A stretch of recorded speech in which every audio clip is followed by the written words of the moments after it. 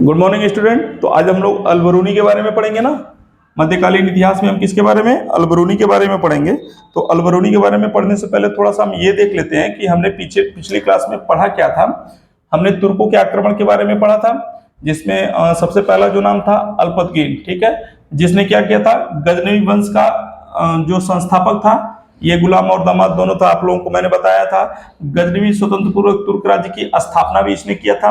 इसके बाद हमने सेकेंड पढ़ा था सुबुक्तगीन के बारे में, जो भारत पर आक्रमण करने वाला क्या था, पहला तुर्क शासक माना जाता था।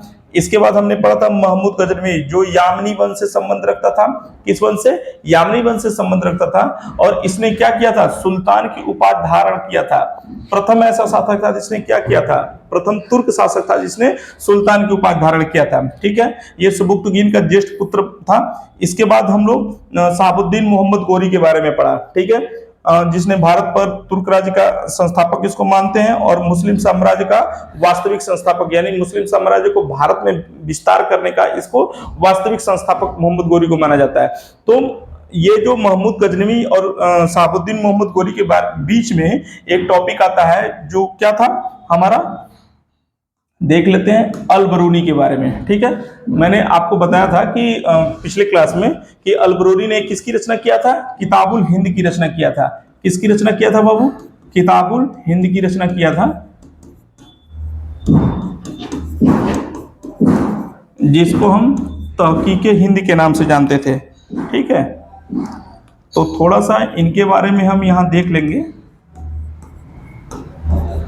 कभी कभी क्वेश्चन अल-बरूनी से भी पूछ लेता है, ठीक है। इसने पिछले क्लास में मैंने आपको फूफा जी के बारे में बताया था कि FUFA फिरदौसी उतबी, ठीक है, और ये अल-बरूनी, ठीक है ना, यही बताया था ना। तो फूफा जी के बारे में जो उनके दरबार में रहते थे।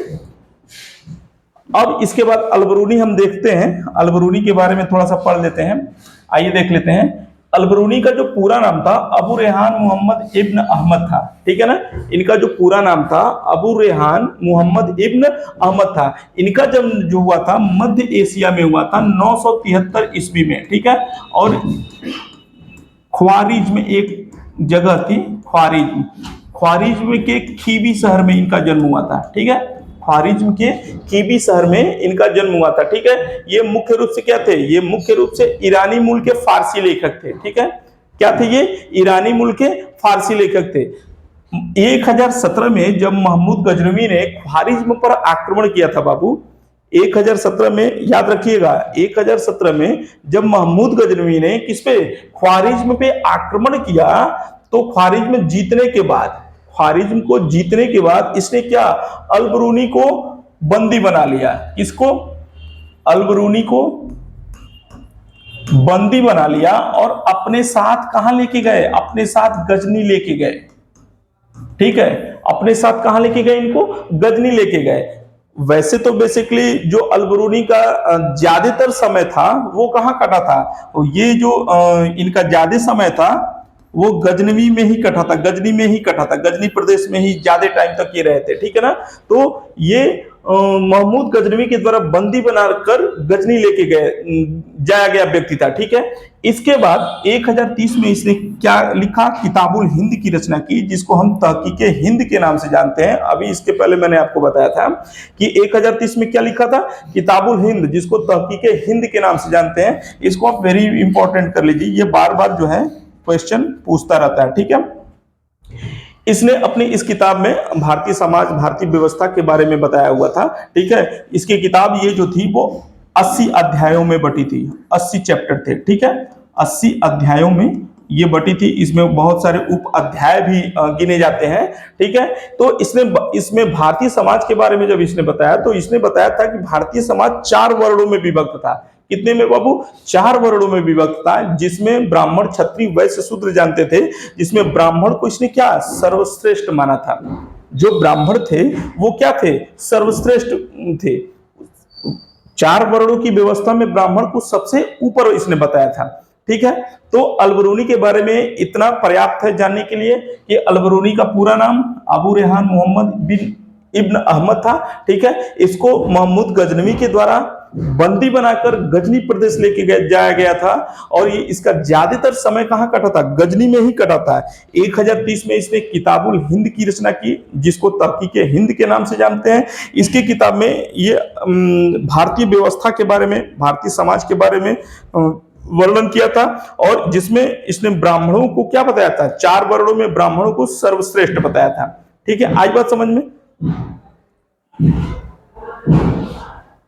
ठीक है ना, इतना हो गया, नोट कर लीजिए। ठीक है, तो एक बार फिर से फाइनली देख लीजिए, इसको जोड़ लीजिए अपने सिलेबस से, कि जब तुर्कों का आक्रमण में पढ़ा रहा था आपको, ठीक है, तो इसमें किसकी चर्चा किया था, इसमें मैंने सबसे पहले अल्पतगीन की चर्चा किया था। सबसे पहले किसकी चर्चा किया था बाबू, अल्पतगीन की, जो गजनवी वंश का क्या था, संस्थापक माना जाता था। ये शुरू में गुलाम ही था, आप लोगों को पता है। इसके बाद मैंने सुबुक्तगीन की बात किया, सुबुक्तगीन को भी पढ़ाया कि भारत पर आक्रमण करने वाला प्रथम तुर्क शासक था सुबुक्तगीन।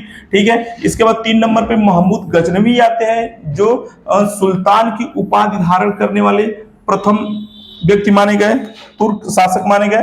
ठीक है, तुर्क शासकों में सुल्तान की उपाधि धारण करने वाला प्रथम तुर्क शासक इसको हम मानते हैं। ठीक है ना, ये यामनी वंश से संबंध रखता था, और किसका ज्येष्ठ पुत्र था, ये सुबुक्तगीन का ज्येष्ठ पुत्र था। इसने क्या किया था, भारत पर 17 बार आक्रमण किया था।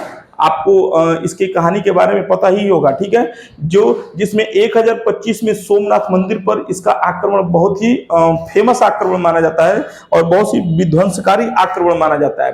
ठीक है ना, ये सोमनाथ मंदिर का सोना लूट के जब ले जा रहा था ना, तो इसको कहाँ जाटों ने रोका था। जाटों ने इसके काफिले पर आक्रमण किया था, और कुछ सोना को जाटों के द्वारा भी लूटा गया था।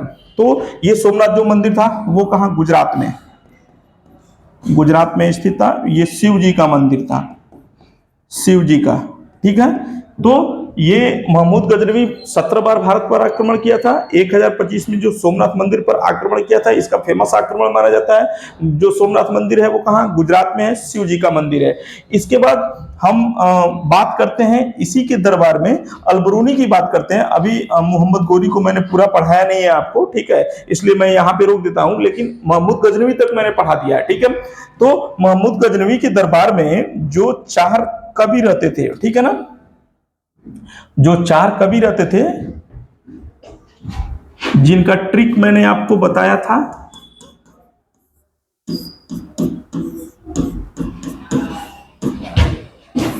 फूफा। ठीक है ना, जिनका ट्रिक मैंने आपको क्या बताया था, फूफा बताया था। तो ये चारों कवियों के नाम आपको याद है ना, ये जो 4 कवि थे इनके नाम आपको याद है, हाँ बताइए।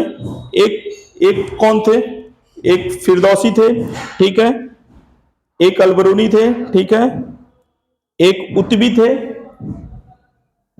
फिरदौसी, उत्बी, ठीक है, अलबरूनी, और एक कौन थे, एक कौन थे बताइए, एक कौन थे, फारूकी थे। याद है ना ये ट्रिक आपको, अरे भाई यही तो बताया था, फिरदौसी, ये थे उत्बी जी, ये फारूकी थे, और ये अलबरूनी थे। ठीक है, यही थे ना। तो महमूद गजनवी का जब टॉपिक मैंने पढ़ाया था, तो उनके दरबार में 4 जो कवि रहते थे उनके बारे में मैंने आपको बताया था, इनकी रचनाओं के बारे में भी बताया था, जिसमें से हमको अलबरूनी के बारे में पढ़ाना था। तो अलबरूनी का टॉपिक जो होता है आज समाप्त। ठीक है, इससे किसी को कोई क्वेश्चन अगर पूछना होगा तो पूछ लीजिएगा। अलबरूनी फिर से एक बार फाइनली देख लीजिए, अबू रेहान मोहम्मद इब्न अहमद के नाम से जानते थे, इनका पूरा नाम था।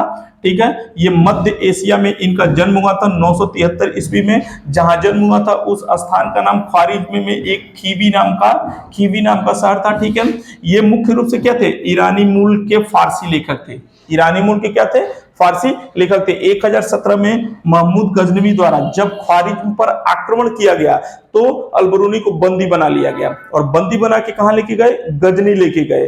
तो जब ये गजनी गए तो वहां पे इनका ज्यादातर समय कट गया। ठीक है ना, मतलब अपने जीवन का ज्यादातर समय इन्होंने गजनी प्रदेश में बिता दिया। और 1030 में 1030 में इन्होंने किसकी रचना की? किताबुल हिंद की रचना की।